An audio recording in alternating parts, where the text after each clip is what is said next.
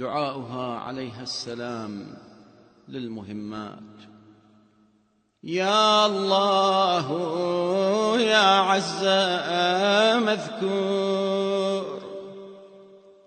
وأقدمه قدما في العزة والجبروت. يا الله يا رحيم كل مسترحم، ومفزع كل ملهوف. يا الله يا راحم كل حزين، يشكو بثه وحزنه إلي. يا الله يا خير من طلب المعروف منه، وأسر في العطاء. يا الله يا من تخاف الملائكة المتوقدة بالنور منه، أسألك بالأسماء التي تدعو بها حملة عرشك ومن حول عرشك يسبحون بها شفقة من خوف عذابك،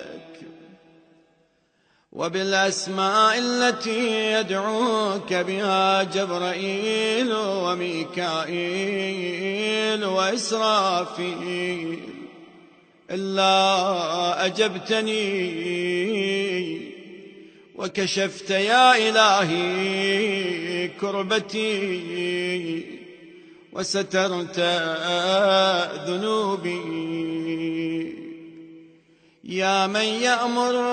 بالصيحة في خلقه فإذا هم بالساهرة، أسألك بذلك الاسم الذي تحيي به العظام وهي رميم أن تحيي قلبي وتشرح صدري وتصلح شأني. يا من خص نفسه بالبقاء وخلق لبريته الموت والحياة، يا من فعله قول وقوله أمر وأمره ماض على ما يشاء، أسألك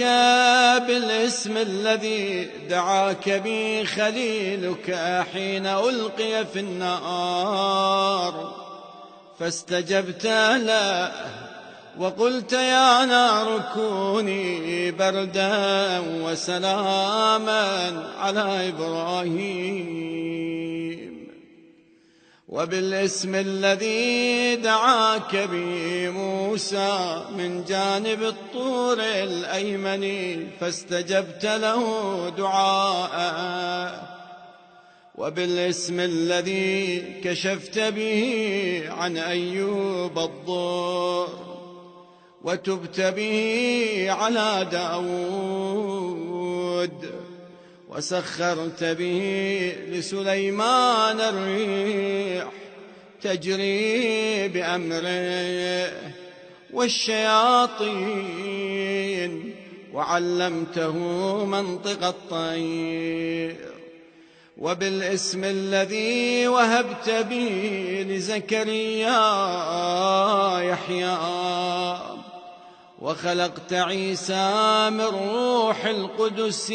من غير أب، وبالاسم الذي خلقت به العرش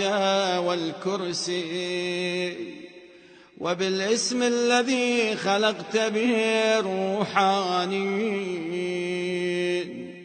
وبالاسم الذي خلقت به الجن والإنس، وبالاسم الذي خلقت به جميع الخلق وجميع ما أردت من شيء، وبالاسم الذي قدرت به على كل شيء، أسألك بهذه الأسماء لما أعطيتني سؤلي وقضيت بها حوائجي يا أرحم الراحمين.